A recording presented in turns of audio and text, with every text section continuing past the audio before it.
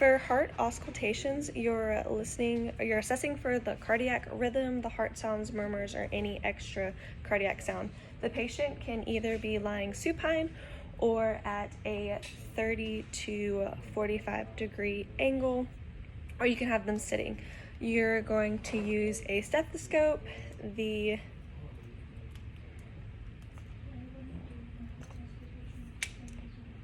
bell, and the diaphragm.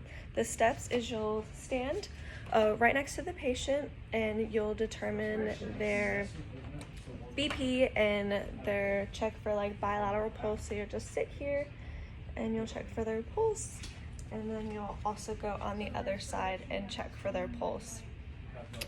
You can also, while you're checking their pulse, inspect their nail beds for whether they are pale. If they have stenosis, you could do cap refill. You can look also just at them to see if their legs have edema, check for their temperature if they're running warm or if they're running cold, and then just any hyperpigmentation. Next, you'll want to listen to the heart valve sounds in 4 different areas.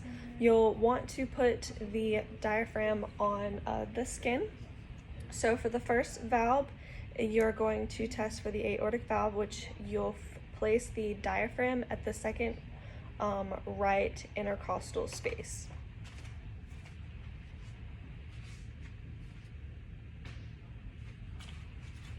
So there's the first space, the second space. Listen. And I can faintly hear it. Next, you'll go to the pulmonic valve, which is the second left intercostal space.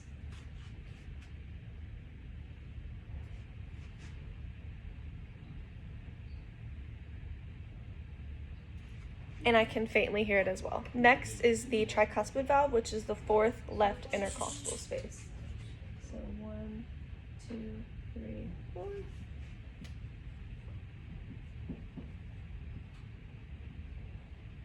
And I can hear it more prominently.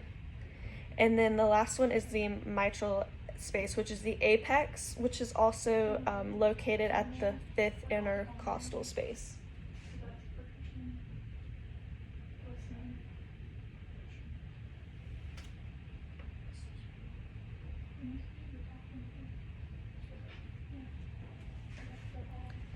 You'll want to refer if you hear anything abnormal.